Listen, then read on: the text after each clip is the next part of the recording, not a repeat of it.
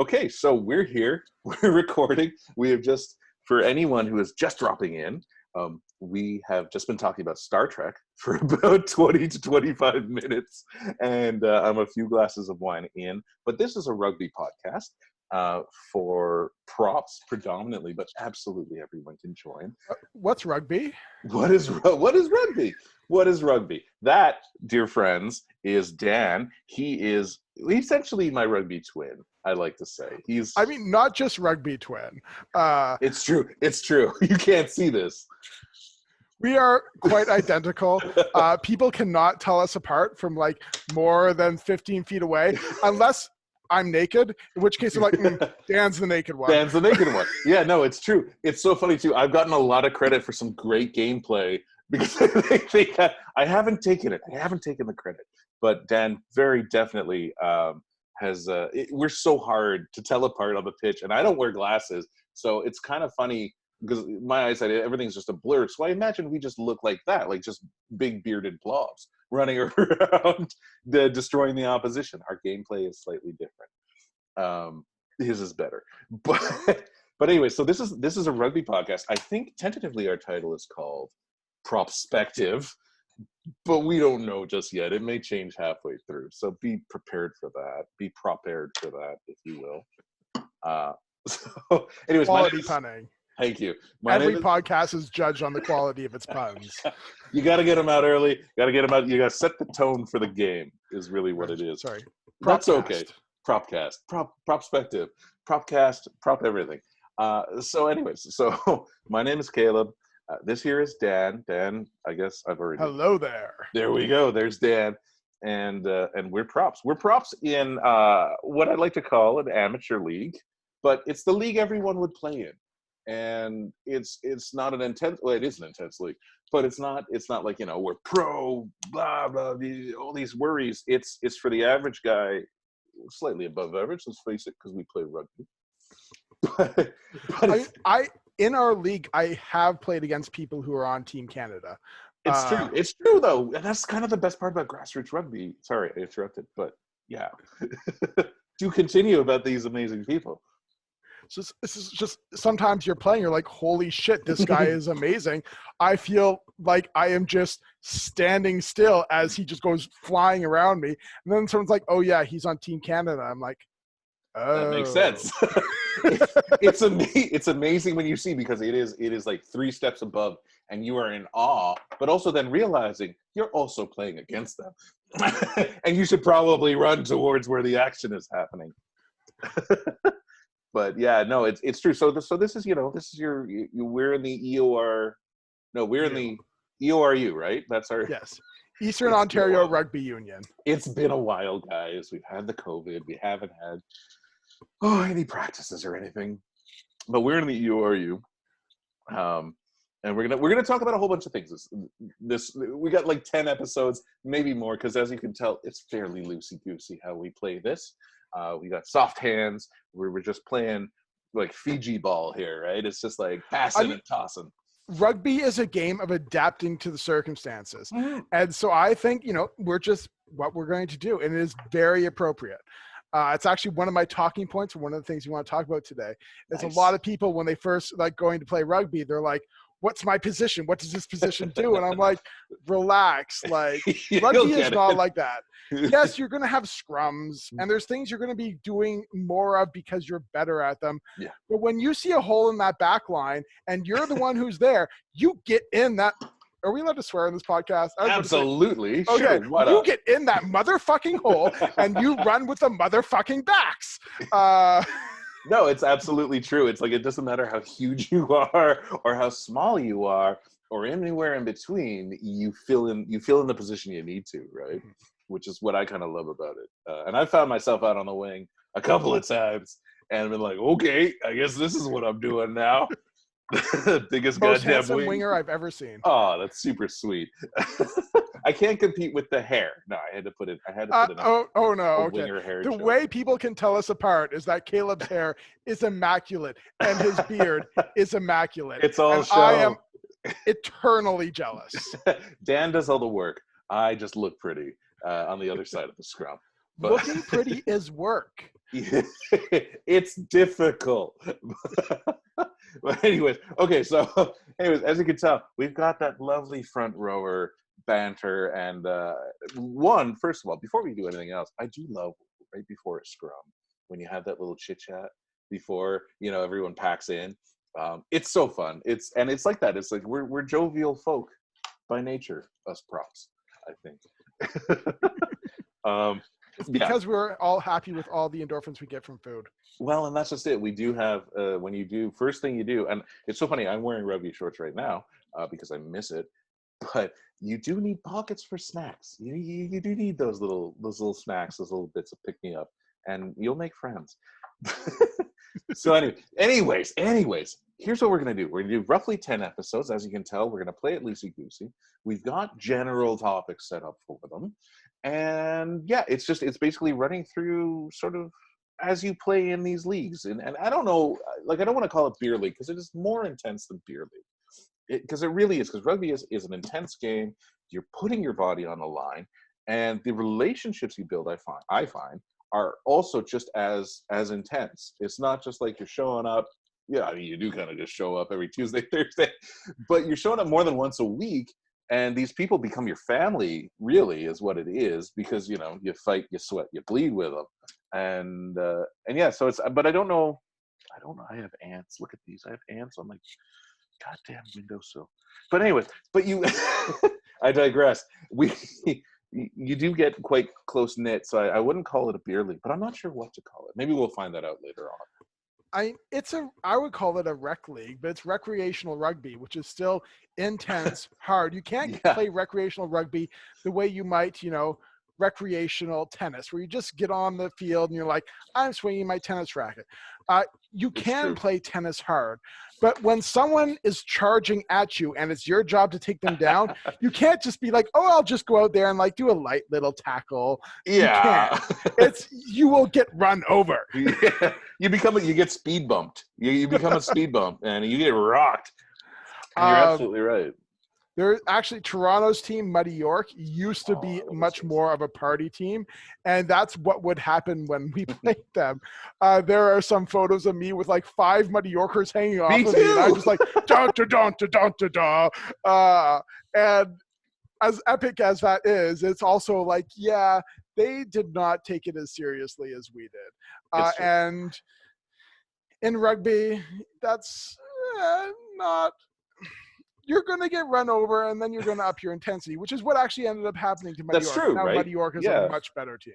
Yeah, they really stepped it up, which is also great. You get to see the evolution of not only just individual players, but also as a team as a whole, as people stick around, as new blood comes in, old blood goes out.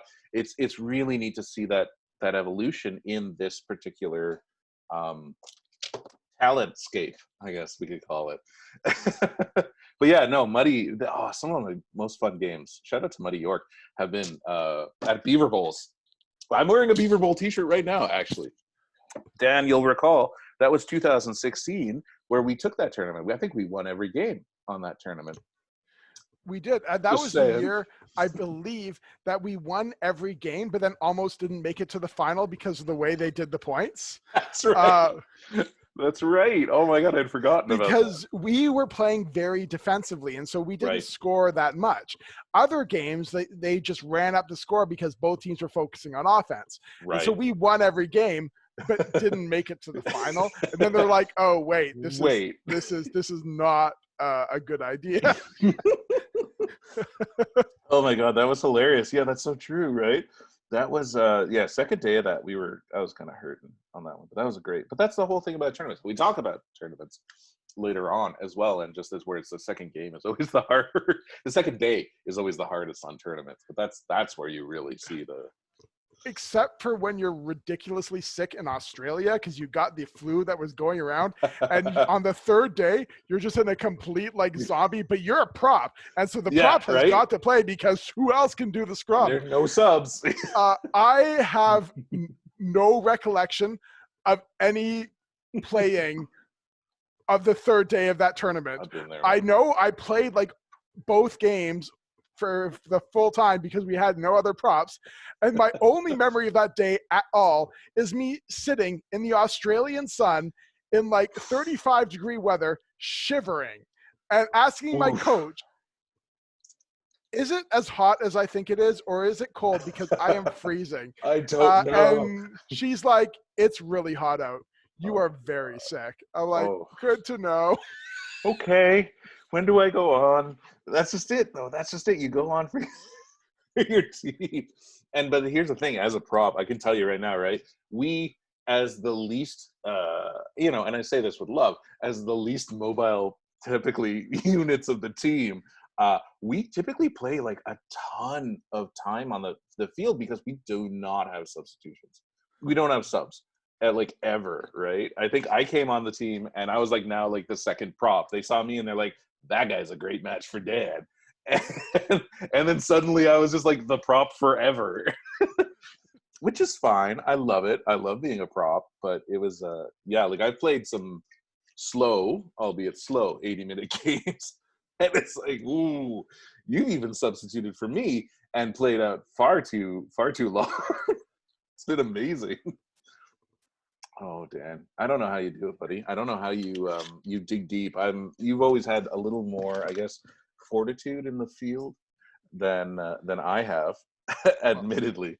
As I am getting older and fatter, it's going down, and so I'm actually now having to be like, oh, I need to lose a bit of weight because Dude, I need to still play my 80 minutes right? because there's no one else. And like, I am now 37 years old. I am 370 pounds, and I can, for like a 370 pound guy, I can fucking sprint.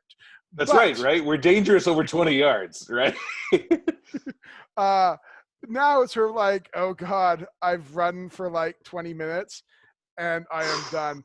Like I was playing for Caleb's team last, what was it, October, September? It was November, dude. It was a late November game. November? Was it that late? It was, and it was cold, and I remember definitely not stretching and definitely fucking up my back because I didn't stretch, which is a shame because, anyways, I played well. But anyways, you were a hero in that game. I mean, I was a hero for about 20 minutes. Let's be honest. For those 20 minutes, I fucking ran my heart out. I was smashing into rucks. I won 3 rucks for our team. And I was just hitting hard into contact and getting yards. And then 20 minutes passed, and it's just like, okay. It's so true. That's our new T-shirt slogan, by the way. Hero for 20 minutes is our new Propspective T-shirt. Yeah. So if I were going to be playing at that level, I would definitely need to up my cardio a lot more. I've been trying to, buddy. I've been trying to. And here's the thing. Here's the amazing thing about both Dan and my path, and why I say we're twins, is typically our weight gain, despite not talking for, I don't know, we don't speak for a little while, but we got that great friendship where we can just sort of pick up whenever. Sorry, I'm burping because we're psychically in tune. As we you are to say about a weight gain. But I also was about to say I'm burping because I'm downing wine. But I missed the third half. But we even gain weight in roughly the same path or trajectory, because I am only a few months, I think, shorter, a few months younger than Dan. So it's like he's at 370. I actually, because of this whole COVID thing, ballooned up. I've lost a bit of weight, but I'm trying to break into the 370s. I'm at 380 right now, and we are a hell of a scrum, I gotta say. I was at 380 2 months ago. Yeah, right. Like, so again, it's very similar paths with regards to our sizing and our appearance. And you won't be able to see this because I am recording it on Zoom. We're trying this whole Zoom thing, and there is a video being recorded. It's pretty funny. I have a full beard. Dan has not a goatee. It is a goatee. It's not a Van Dyke. That's right. Anyways, he's got a goatee. He looks very handsome. But typically he had a beard, so again it was so close to the same. I have some great photos of both of us together where people have asked, are we siblings or twins? It's amazing. But but yeah, like our path is a fairly parallel trajectory, which has made our scrums pretty amazing. We've had some amazing scrums, I Yeah. gotta say. Our difference is I have a little bit more power than you, but you It's have true. more flexibility than me. It's true, right? And it's complements so nicely. Like you typically have been in the 3 position, right? Mhm. Whereas I've been as the more mobile prop, which I say laughing because I'm not. But it's true. I am a little more flexible, but you definitely have more power. I can't imagine. Like your squats are insane. But and again, we'll talk about fitness and stuff later on. This is such a great segue. This segues so pleasantly. It's such a natural progression. Thank God I'm calling it out. But it's true. You have been the more powerful one, hands down. I've seen just your cannonball runs, not even in a scrum, but your cannonball runs into other opposition.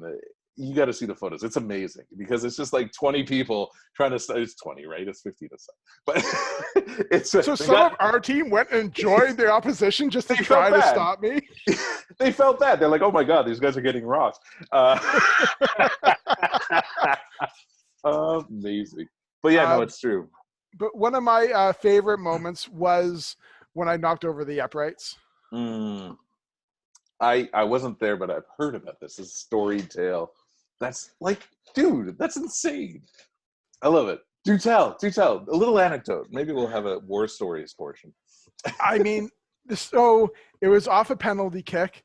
They tapped it, passed it to me, and I just charged forward. I didn't even hit the uprights myself. I hit another player on their team into the uprights and still had enough force to knock the uprights over. And then I didn't even – I touched the ball down, but the ref said it wasn't controlled when I touched it down. Oh, come I had on. the ball in my hands, and I touched it down. And I touched it down while landing on my back, but that's allowed. You can land on your back and touch it down that way. Right, exactly, right? Like you can get tackled and even touch it down. I wasn't even tackled. I was spinning to like break their arms as I was pushing through them. And then I'm like, oh, I'm over the line. I can go down now. I'm not going to like do another half spin. I'm just going to go down my back and touch the ball down. And the ref's like, nope, not controlled. I'm like, no, I had control. Personally, I think, the ref was just freaking out over the fact that the uprights were falling over. The sheer magnificence of it all. Just couldn't comprehend what is happening. And so they're like, no, I'm going to default to a terrible call. So that is the story of how I knocked over the uprights. I actually have a photo of it on the wall, on my wall, not in my bedroom, so I can't even wait. This is a podcast; you couldn't even see it. Even I pointed the camera at it. Use your words. But even like if you were somehow watching the recording because you got in with one of us, like I want to see the video, it's way downstairs, so I can't actually get it right now. But yeah, that's the story of how I knocked over the uprights. Oh my God. And that's so like, I mean, the war stories, that's another great part of rugby. I do love that I can regale people at, wine, because I go to so many wine and cheese mixer things. I don't. But should I go to a place with a lot of charcuteries and a lot of people I don't know, I would definitely talk about rugby. It's a fun thing. And even if their eyes glaze over, you sound epic when you talk about it, right? Because this is so far beyond, everyone's sort of day-to-day. It's even like, I play rec league soccer. Not that I'm hating on them because they got cardio for days, but I'm also hating on them because, come on, man, rec league soccer. But but it's true. Like you can talk about what. So as we're going to talk about this, how did you, Dan, get into rugby? How did you start it? Why did you? Because everyone's got a different story, and it's true. Like it's not like everyone played in high school. Some did. A lot of folks did, but other people sort of float into it, and it's kind of a weird sport that way. So my rugby story kind of starts in high school, where I was not welcomed to play rugby. So in high school, my physical education coach was also the rugby coach. Me too. Dude, me too. Anyways, different story. Sorry, continue. Sorry. I'm all off now. I can't go on.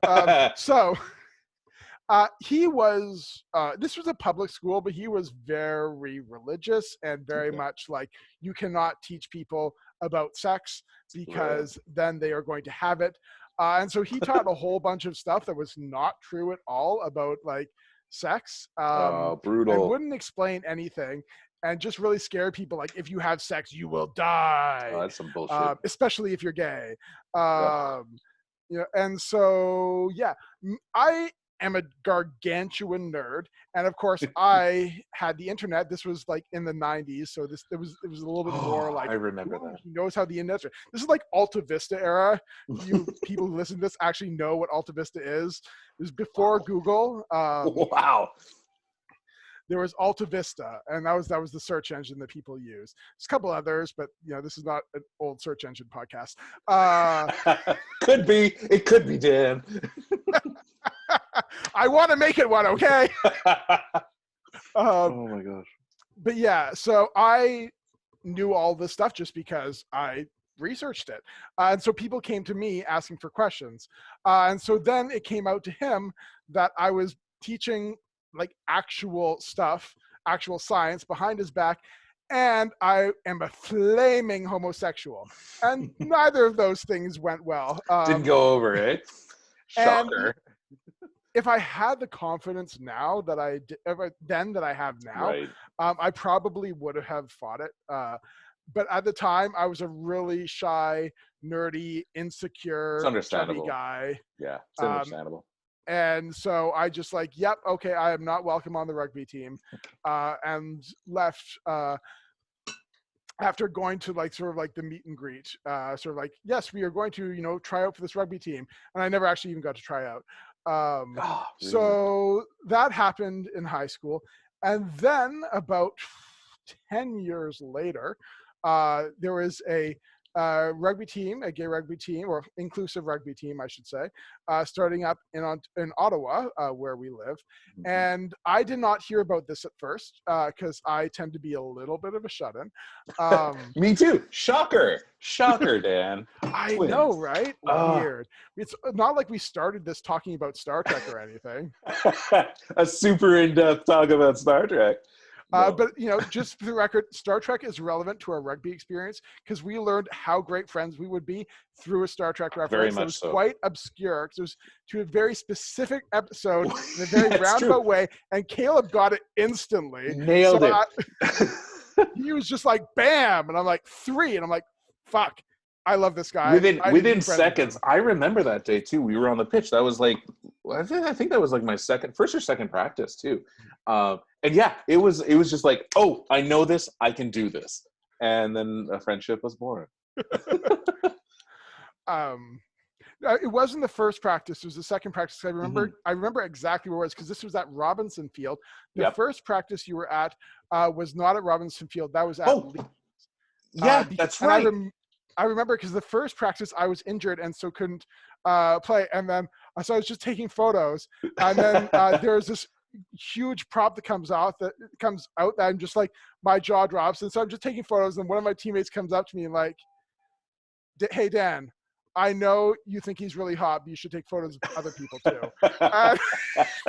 Dude, those are probably the best. Like the most fit I've ever been was at those like first intro parts. So those are probably great photos, I gotta say. Anyway, actually, I should actually finish my story. So 10 years later, on Bear 411, which also dates me, because that is not a thing anymore. There was this guy who tried to, seduce me, being like, hey, you should have sex with me. I'm on the gay rugby team. And I'm like, what? There's a gay rugby team? Yeah, exactly. Move aside, sexual advances. There's rugby?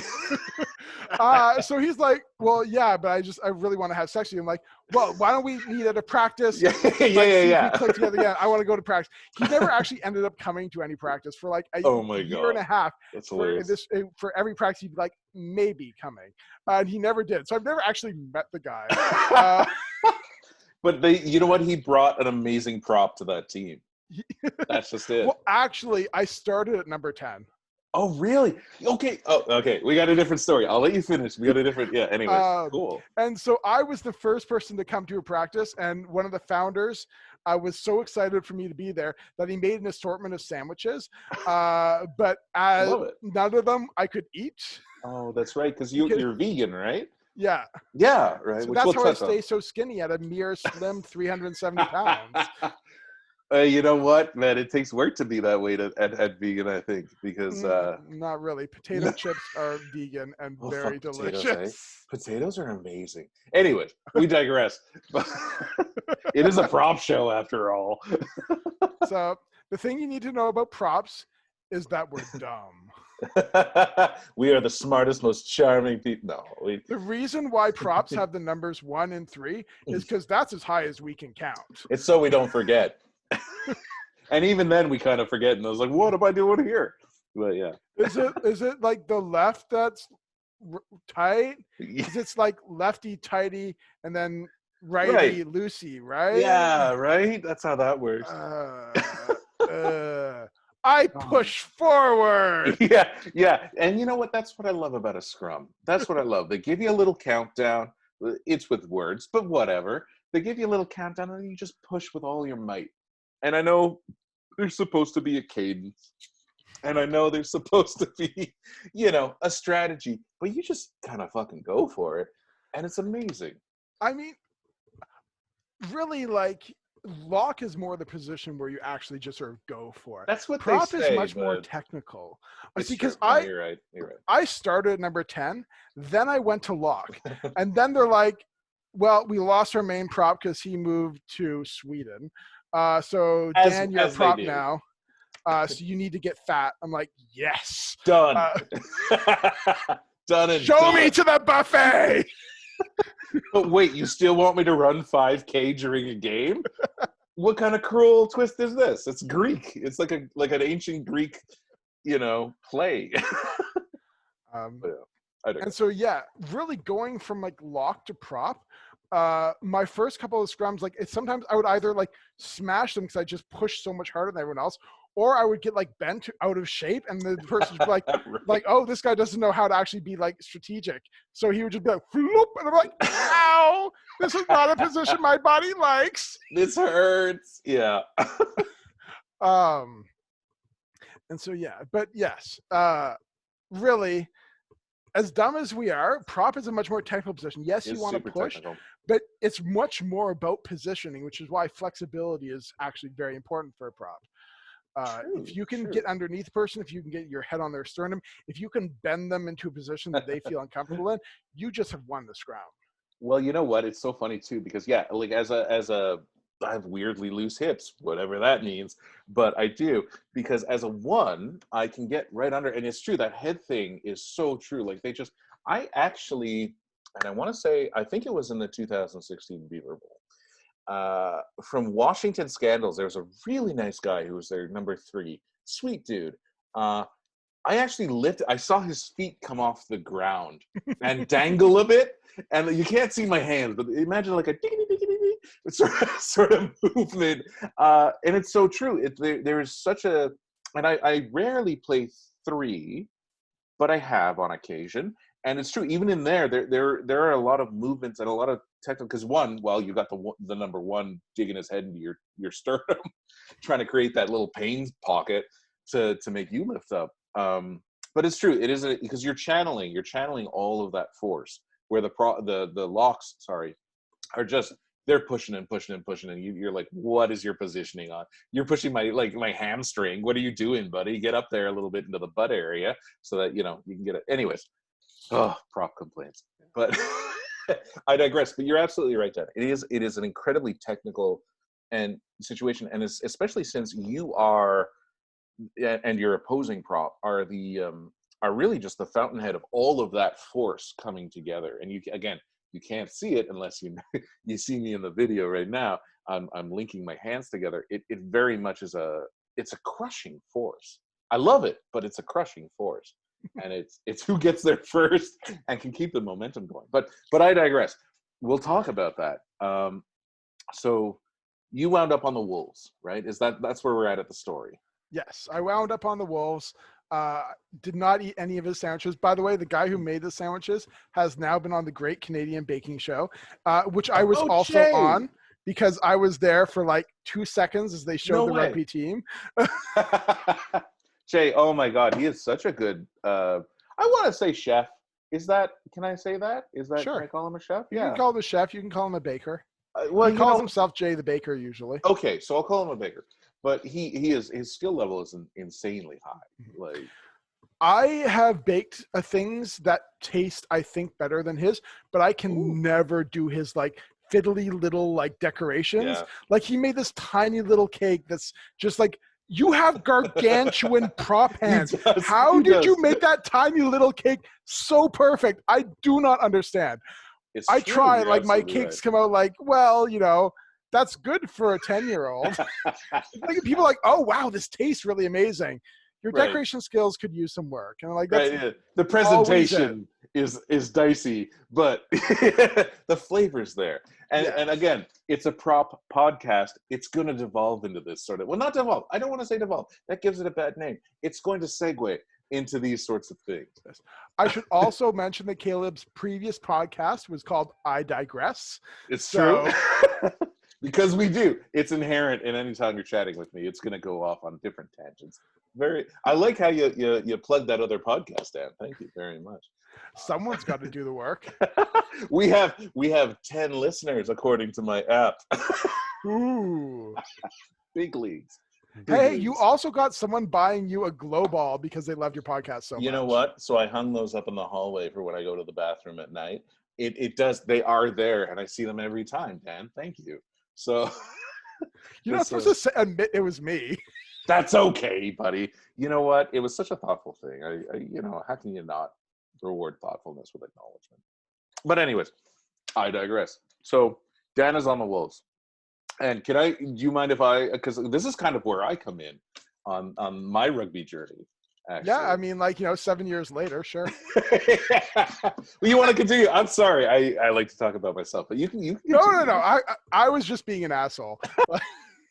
It's okay. Witty banter, everyone. So okay, so if we're gonna gently segue like I've just done into how I got into rugby, it was a pride parade, which was funny. So I'm there and I'm taking just general photos. I've got my camera that I had, it was a hand-me-down camera and not relevant to the story, but I'm taking photos of this pride parade, and there are a number of rugby players in the parade. And here's the thing, I feel like it was Johnny who came out of.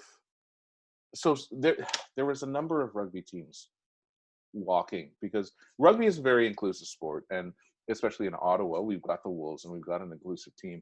And so, they march in the parade, and I think they had a number of rugby teams because it was a white jersey. But the Wolves at that time had a whitish jersey. So I'm wondering if it was actually Johnny, because it was a bald, fit rugby player. I mean, that sounds like Johnny. And the Wolves, it does, right? The Wolves have always had, other than our first year, like blue and white jerseys, because you're supposed to have two different colored jerseys so that if the other team has a jersey that's similar to yours, you can change. Right. Yeah. So anyway, I'm sitting there on the sidelines, and at the time, I had been working out a lot, and I'd gotten actually quite fit.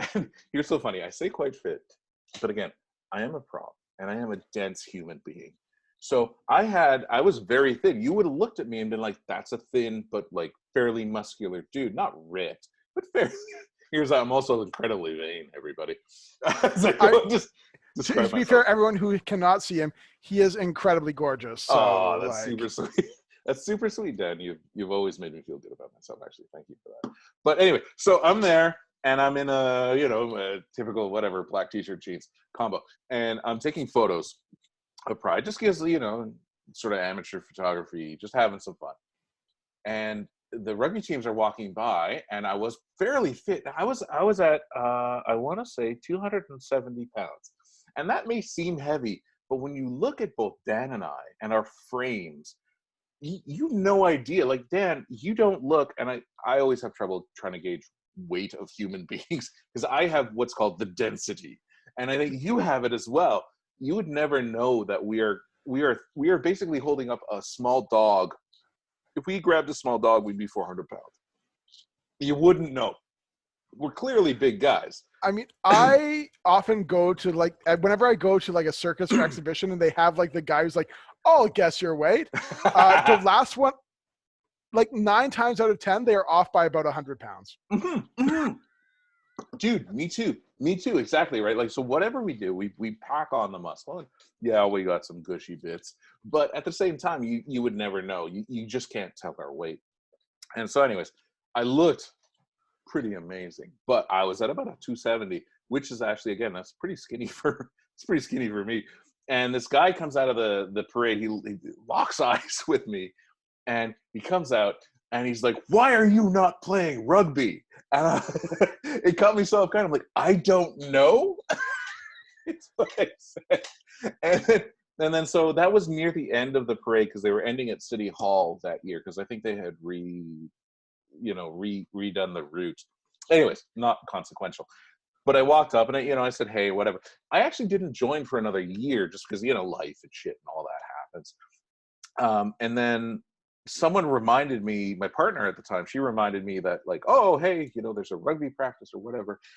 And I have a theory, Dan. I think you knew her at the time, but that's a different discussion for a different time. I think you actually knew her. So I think that the web is deeper than we know, but it's fine. We'll get into that later in a different conversation. But anyways, so she says, "Hey, look, they have this rugby practice going on in Gatineau, which is the city across the river from us, because in Ottawa there's like Gatineau Hall." And it was an indoor park, and I went running. And Dan, you weren't there. I remember you were not there because there was no one there who looked like me. I remember showing up, and Dave, who was the coach at the time. So I show up, and I'd been doing a ton of cardio, so I could actually run at the time. And he had me do a lap. And this was cunning for him as a coach, I think. He had me do a lap, and I just nailed that lap. I just fucking destroyed that lap. I did it super quick. As I finished the lap, he hands me an iPad to sign up for the team. That was my intro, my intro to the team. And then, yeah, sure, we did like the light contact. You sit on your knees and learn to tackle kind of thing. And that was all super cool. But that was truly my introduction to rugby. So I had a rugby team at my high school, same like you, Dan. I never was in it. I wasn't. The coach, God, I can't remember his name. He was a ginger guy. They called him Big Red. But they had a pretty successful rugby team. But I was not into sports. I was not a sports dude. I was more of a shop rat, actually. I was in the auto shop fixing up cars and stuff. And in the drama club doing drama-y stuff. So it was a weird dichotomy, but I was there. And like, I never was in high school rugby. It was just not a thing. Like, I'd heard about it. It was not a thing that existed in my realm. And then, yeah, like, well, I've been playing for 7 years. So I started when I was 30, I guess, right? Which as a prop is like a prime age. So I started 30. Which I'm so glad I did. But so anyways, so I go to the first practice, and you're right. It was at Lee's, right? Wasn't it? I think it was. Yeah. And yeah, that was super fun. And then there was another practice that was in a gymnasium somewhere because it was it's the multi-sport complex in Gatineau. Right. And you were actually there at one of these ones because it wasn't the multi-sport in Gatineau because that one had like turf field, and you weren't there. It was another one that was a gymnasium because I remember some other dude came up to talk. We had to change in the bathrooms. Oh, it was the gymnasium on Albert and Bay Street, the old school there. Yeah, it was in an old school. That's right. Yeah, it's the old OTLC, Auto Technical Learning Center. That's right. So I went there, and you were there, and I remember they said, lean against someone who's roughly your size. And I'm like, boom, bingo, this guy. And that was our first introduction. I sat down. I'm pretty sure I sat down and I leaned my back against him. I'm like, this is a kindred spirit here. This guy, he knows it. I see him, I understand, and I get it. Anyways, so I start doing these practices and stuff, and then my first practice at, I guess, the home field, you could say Robinson is the home field for the Wolves, was, I think, 2 or 3 practices in, I don't know, whatever. It was a number of practices in. My most memorable experience with you, Dan, was coming up against, because you know it, right? He's miming it right now. You can't see it. but it was the first instance I've had of anyone ever, anywhere, being able to physically just rock me. It was amazing. So I go up and they give me the ball and I'm running up on this drill and I'm supposed to run through the opposing player, which is Dan. And he so expertly, it's still burned in my mind. It's slow motion. He so expertly just drops a shoulder. And suddenly I'm head over heels, literally heels over head, really is what it was. I'm flipping around and I land on the ground. I'm still holding the ball, but he had just placed it so well. And I remember laughing. Like, do you remember? I was laughing. It was the funniest thing in the world, just a gut reaction. And that's, I sort of learned at that point, like, I really love this thing that is such a physical thing that I, as a big dude, had never, because, when you're a big dude, you're kind of reserved, right? Like you can't fully move. I mean, I was always the type of person who would accidentally break people if I was not super careful. So you learn to be super careful because breaking people feels awful. Right, you feel terrible. You feel terrible about it.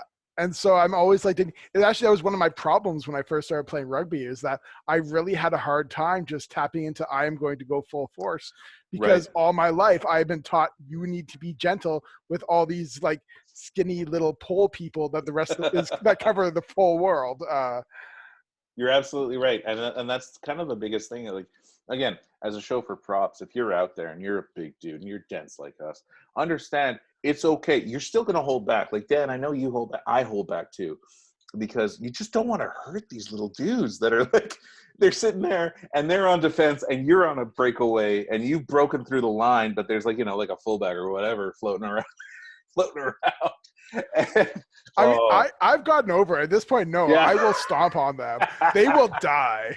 I am going to score that try.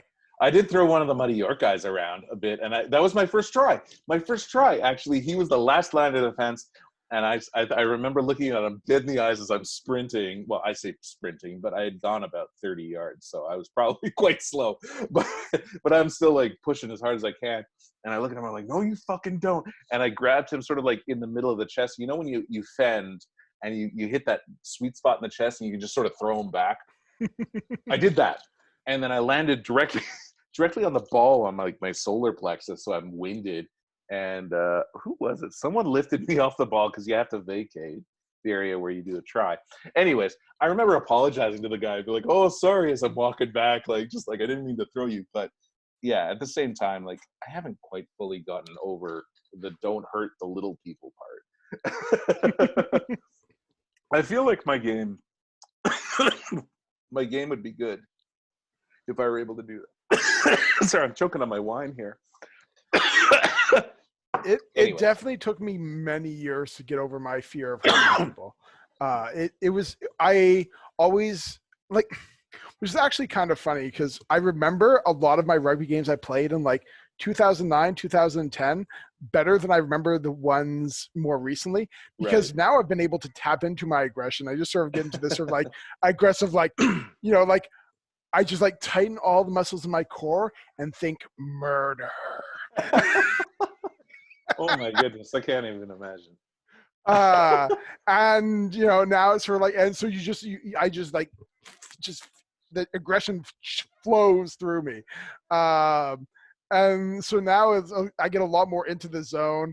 I usually remember the end of games better than the beginning, because by the end I'm so tired. I can't get into that space anymore. I was like, so most of what I remember, like, the last like 5 years of rugby is just like, I gotta so true. get to the so true. ball. And I know that I played great in the first part, but I don't remember that part. I remember being tired. It's so true. It's like the last 20. Well, so it's, I find personally, it's that last, it's between minute, let's just say, I don't know, minute, if I'm being generous, minute 40 to minute, because there's 80 minutes in a rugby game, if anyone doesn't know that. Minute 40 to minute, I don't know, 65. That is death. That is just like, you're in it, you're in the weeds, you're dying, you're just trying to shuffle your way to the next line out or the next scrum. And then, but I find sometimes, if there's a particularly magical game, I will have I'll have just like this burst of last minute strength where I'm like, okay, finally, here's my second wind, 55 minutes into, into the game. And then they blow the whistle, and I'm like, well, shit, I just warmed up. Thanks, guys. But then you're good for the, what we'll talk about. You're good for the third half, which is actually, interesting, controversial, and fun all at the same time, which is part of rugby too. And we'll chat about that later on as well. So, moving on. This is a great back and forth, and I'm just going to call it and rip us out of that moment by calling it. So we've done the first practice. What was your first game like? Yeah. Well, actually, I haven't fully talked about first practice. I talked. I did. Sorry. But interestingly, there's some things I should talk about my practicing before my first game. Okay. It really makes my first game very unique, because I mentioned that I started at number 10. Right. Which, yes. I was skinnier than I am now, but I was not skinny. Not number 10 skinny. No, I was big. But when I started playing, we didn't have a coach. Like, the guy who formed the team had played rugby for, I think, like 2 years. Okay. No one, like, I think Johnny had 1 year rugby experience. No one else had played rugby before. So it was just sort of like, okay. I looked on the internet. I found here are some like good rugby skills to have. And so I just went to the park by my place and just practiced them and ran.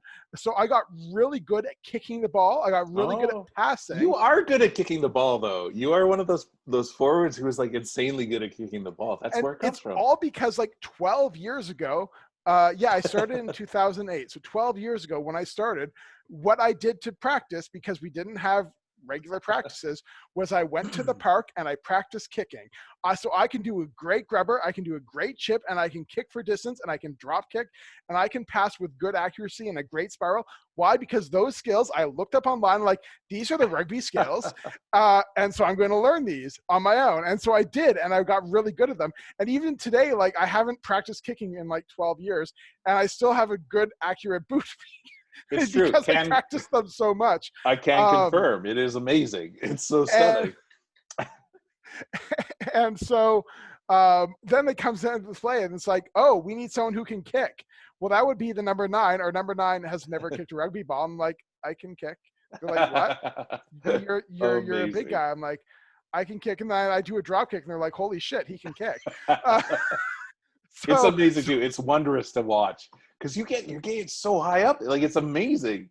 It's pretty spectacular. And I can pass, and we needed someone who could pass in either direction with tight spirals. You can get out to the centers and the wings, and that was me. And so it's like, all right, Daniel, you're number 10, and I'm like, okay, which actually in some ways hindered my rugby career for a little while after. Because, obviously once other people learned those skills, they wanted me to go to forward, because that is where I'm much more naturally suited. Yeah. But all my skills were around like passing. So get the ball as a forward, like crash, and I'd just go and pass it. And they're like, why would you do that? Forwards don't pass. I'm like, but I spent I'm so good much at time it. learning how. But I'm good at it. Let me do it. And it took us so long to break that instinct. As soon as the ball touches my hands, I pass it off, because as number 10, that's basically what I did. That's what you do. Unless I wanted to like crash, but I really shouldn't do that, because then we don't have a number 10, because no one else can do it. So for my first game, I was really not encouraged to ever crash, because then we don't have anyone else who can do it, who can pass. Weird. So yeah. There's actually like a couple photos of me as number 10. People keep looking and be like, that is the biggest number 10 I've ever seen. That is a big, terrifying number 10. What's happening there? Yeah. But yeah, so that's first game. I mean, really, I had read the entire law book for rugby, and there's a lot of things that still didn't quite make sense at the time. That is sort of like, well, I went in through the gate. Why am I offside now? Because I remember one maul in particular where I charged right in, and then I went I went in onside, smashed them, kept going, and then I sort of got spun around to the back, and I'm just like, well, I went in, I can just keep going, right? And he's like Right. pulling it back, and the ref's like, no, you're offside. I'm like, but I went in onside, but of course you can't. If you come around to the back, you Right. got to go come back around, go back in. And I know that now, but it just that part never clicked when I was reading the law book. Right. That it's like it was very much like I go in onside and then I'm onside, and it's like it's a little bit more complicated than that. Yeah. But really, in terms of the first game in general, not just my first game, I would say that the mistake that a lot of people make is that they're afraid of doing something wrong, so they do nothing. And that is the worst thing you can do. You just sort of stand there and you're looking at a ruck, you're looking at a maul, which mauls are tricky, like admittedly, but if you're not getting the best thing you can do in your first game, if you have no fucking clue what's going on, no idea what you're supposed to do, is just basically charge at the ball. It's so true. No one's gonna fault you for that. They're not gonna be like, oh, that dude went for the ball, he, what the fuck? No, they'll be like, well, you went for it. You don't know what you're doing, but you're enthusiastic, and we love it. You're enthusiastic, and if you're going for the ball, the rest of the team can react. If you're standing back, not doing anything, there's just a hole. If you charge at the ball and someone else is there and they see you charging in front of them, like, oh, this person's doing my job, they can go and do another job that needs doing. If you're doing nothing, if you're standing back, it's nothing's being done. And so really, if you're playing your first game with other people who are experienced, just be aggressive, charge at the ball, especially if you're a prop, because that's actually legitimately what props are supposed to do most of the time. That's your job, yeah. Just get in there, be big, and get messy. Really, right? And if it's not what you're supposed to be doing, at least people can see you're doing it, and they see it's being done, and they can do other things. It's so true. And so that was my first game, and that's also my advice for people when they are playing their first game. And now I've been talking a lot, so I'm going to shut up. Well, you know what? That's a great handover. No, but it's so true because like my first game was out at it was against the Blues, and it was out at that rugby pitch, which is escaping me because I'm about 5 glasses of wine in on this. Which one, Robertson? No. It's Twin Elm. Twin Elm. So we have a rugby stadium just outside of Ottawa, and it's a great place. Stadium. It's got bleachers that are integral with the building. It's a stadium, and it's got change rooms that are made of cinder block. But anyways, it was great as a first game. I gotta say, it was fantastic. Most games are played just on a pitch, any pitch you can find, sort of at this level, and that's totally great. That's fantastic. But this was a different experience entirely because I was like, oh shit, there's grandstands, there's 7 people watching. I gotta, so I have a photo and of my first time in the jersey, and I was wearing, so this was before I had realized that, taping up your ears, 1, protects your ears at a scrum, sure. 2, more importantly and critically, as a prop, as a big dude, it stops the sweat from getting in your eyes.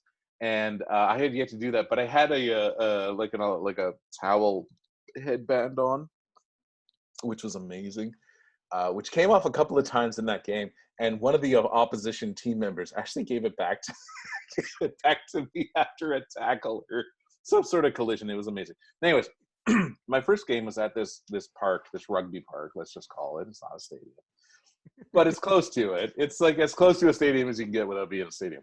But anyways, so it was really nice. It was like it was a very memorable experience. It was very it was impactful in that it was in a sort of this is where you do this sort of thing kind of experience, and it meant a lot to me, despite the fact that despite being a prop, I was out on the wing because I was definitely uncomfortable being close into the action, and I'm a huge guy who in practices had done well with tackling and stuff, but your first game is very nerve-wracking.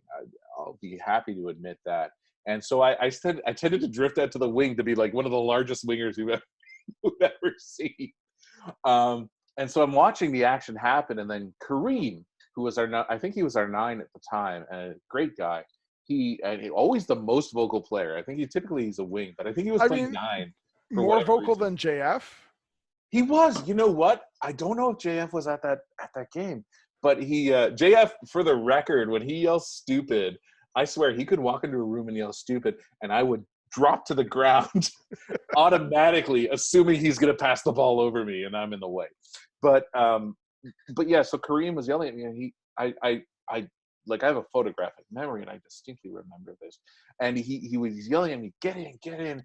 And so I would slowly sort of make my way in and out, as, you know, we're literally 10 meters, not even, from our try line, fighting off the Blues, who are a particularly good and aggressive team. And like, I know their wings weren't running, and he actually said to me later, like, okay, you stayed out there, so it's good that you stayed out there because it stopped them from passing it out. But we really could have used you in a ruck or in a mall. But I was nervous, so, you know, I was looking, but whatever. My first scrum, though, in that game, I was actually as a lock, and it's only one of 2 times that I've been a lock. The second time was just as disastrous as the first. I remember being a lock in practice with you, Dan, out at Lanark, where they were like, "Oh man, if both you guys could be locks, you wouldn't move that scrum at all." I'm like, "Well, dude, when we're props, you can't move us anyway." But anyways, but yeah, I was a lock, and I almost snapped the prop spine because I was just pushing too hard as a lock. I didn't know what I was doing, and as a lock, like, if the prop is doing his job, the prop should be able to handle the pressure. Well, he was not.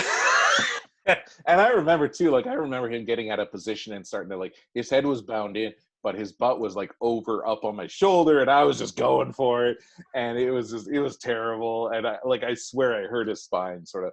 But anyways, he was not happy with me, and then I moved safely into being a prop, which I loved. I could get pretty low, like you said, I was pretty flexible at the time, and I'm still kind of flexible. I'm a little. You're still more flexible than me.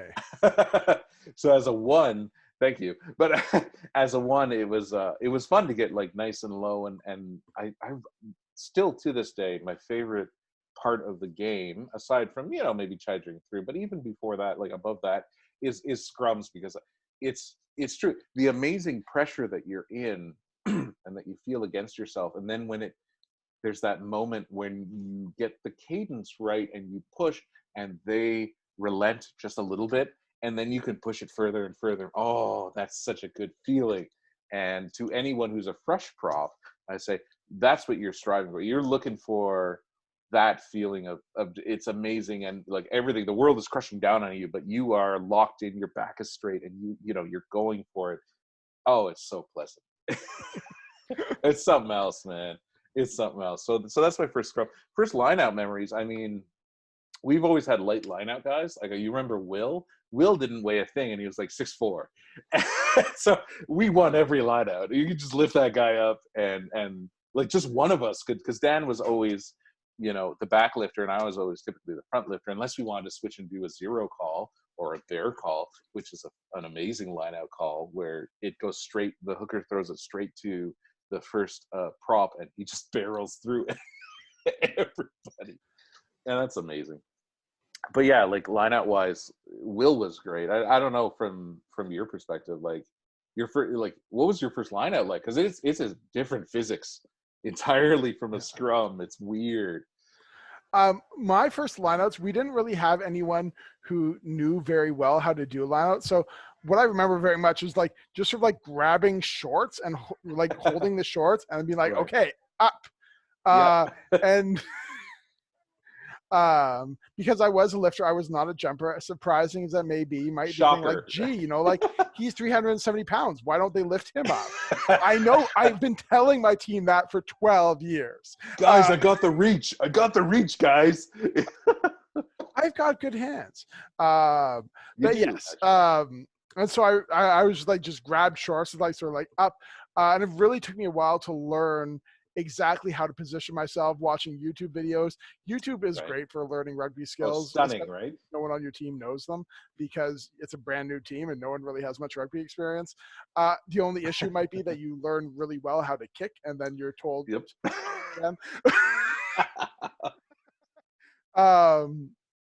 my first scrum, What I always remember my early scrums, I got very focused on pushing and not really binding with my fellow lock, because Right. I started at number 10. That went on for like half a season until other people developed this kicking and passing skills.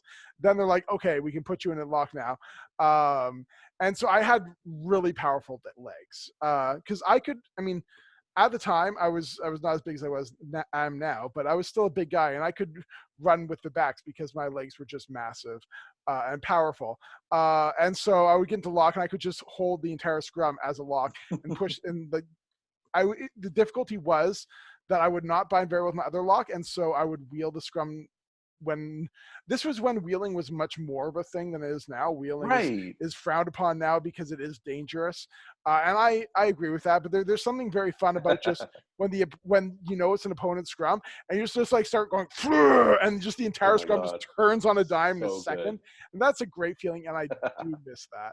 I do too. Now you can sort of wheel as It's only a certain amount, and you might give up a penalty. Oh, it's brutal. It's brutal. But yeah, anyways, it is safer. So as much as I do miss wheeling scrums a lot, um, it is safer this way. And so I acknowledge that, what, safety is more important than my feeling of, yeah, I'm fucking awesome when I wheel a scrum. Just barely, just Just barely, like but a it is a scooch. little bit more important. Just a scooch, a titch. Yeah. So anyway, yeah, I didn't really bind with my other lock very much because I was just focusing on the pushing forward, because what I like, brute force, and you know what I have, brute force. Yes. And so I would just like charge forward. Sometimes I'd like the other prop would just be like lifted off his legs, and we were still winning the scrum. God, that's amazing, isn't it? It's just like, oh, our prop is now not on the ground. Well, we can still win this. I just Keep push pushing. forward. um, and that was always fun. Yeah. So, but my binding was weak, which meant that I was not necessarily good on our scrums when we would have the ball. Right. I'd really like, we want to push it forward without wheeling, and I was not good at that to start. The bind is Um, crucial, right? Like it took me a while too to realize just how critical that tight bind is. Yeah. The other thing was actually some of my first scrums were actually at number 8. Once Oh, again, because if we wanted to like pick and pass and pick and go, right. they needed someone who actually had the skills to like start to play with that, and that was me. I was not good as a number 8 because I didn't really understand a lot of the core things the number 8 was supposed to do. Like we were winning a scrum, and it's like, and they're like, okay, you're supposed to like keep the ball in with your feet. So I kept the ball in with my feet once, and then I let it go out. And then the guy's like, you let the ball go out. I'm like, well, yeah, Dude. I kept it in once. And he's like, okay, I guess I need to be faster. I'm like, yeah, I guess you do.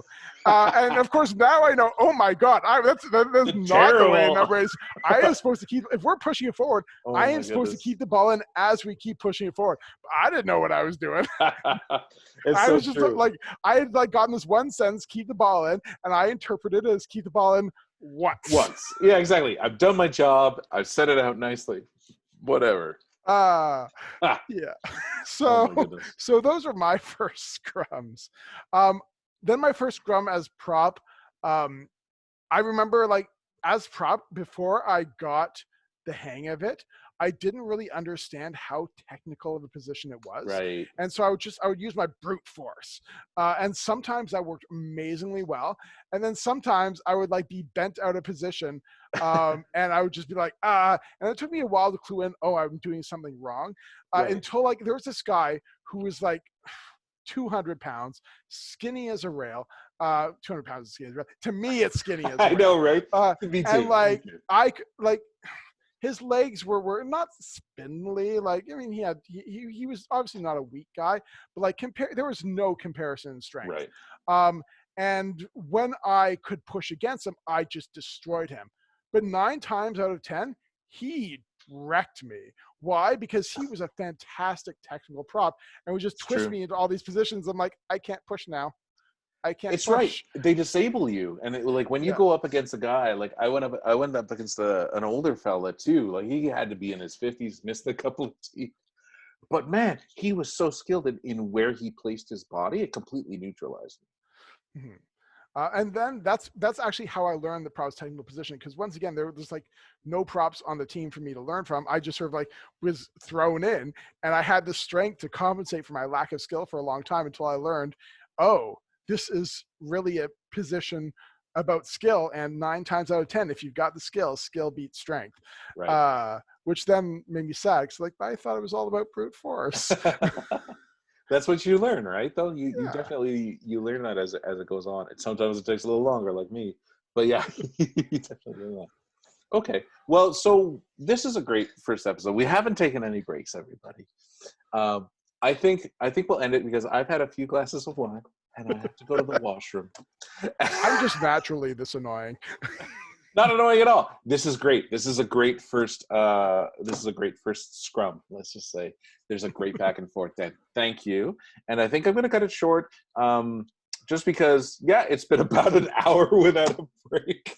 This is close to as far as props go, and then so we're still getting sort of the feel of it. But I love it. I love where we're headed, and I think this is a great direction. And I have to pee because I've had a few glasses of wine. Because I am a prop, 100%. The pre-game, like lucky poop is for a future episode. So. Oh my God, it's true. I have that in my notes too. I have that in my notes too. The pregame poop. We'll talk about that in episode. Wait, hold on. 1, 2, 3. There we go. Literally the title of the 4th episode is the pregame dump. And so, no, it's the lucky poop. Lucky it's the poop? lucky poop. Lucky poop. Right. This is the hill I will die on. I'll change it. I'll absolutely change it to the lucky poop. And and with that context, it's going to be amazing. But yeah, so thank you so much. This has been, I guess, Propspectives with Big Dan. But Dan, my man, my twin, thank you so much. I think this is going to be great, buddy. I am really loving this, and I am sure our like hundreds and thousands of listeners, all who are all props from all around the world, will love it too. Hashtag prop life. Awesome. I feel like I should be eating while hashtagging that. That's right, exactly. So, well, actually, before we go, I'm on a group because of this whole COVID thing on like Facebook. That is quarantine chuggers for qualified ruggers, and there's an amazing prop life sort of mentality there, and it's a great thing. So I'm actually, if you're cool with it, I'm gonna post this there, and I think they'll get a kick out of it, and I think they'll love it. I mean, the point of a podcast is for people to listen to it. I have not said anything I guess I'm ashamed right. of. I just love chatting ashamed of with enough you. to keep it secret. I just love chatting with you, buddy. So this is also great. But yeah, sure, we'll make it a podcast. It'll be fantastic. Awesome. Okay, well, thank you so much, Dan. It's been great. Super pleasure. I'm really looking forward to it. Thank you for organizing this and doing all the editing work, so I could just show up and be like, yeah, I'm cool to listen to. Everyone gets the benefit from Caleb's hard work while I just show up here and talk. I love how you assume it's going to be edited. Dude, we haven't taken any breaks. It's just going to be a stream of consciousness. It's going to be amazing. So I guess this is Propspectives. This is Caleb, and this is Did you forget my name already? No, I didn't. I'm trying to. Oh my God, you can't see the video. I've extended my hand. I'm trying to get Dan I'm trying to prompt Dan to say his name. I'm a prop. I can't remember my own name. That's right. I'm with the most amazing prop, best number 3, Dan, Big Dan, my man. Oh, this has been a great first episode, guys. Thank you so much. Super pleasure. Awesome. Thank you, Caleb. All right, I'm ending the recording now. All right. Goodbye, Propcast listeners. Nice. I like it. Cheers, everybody. Bye.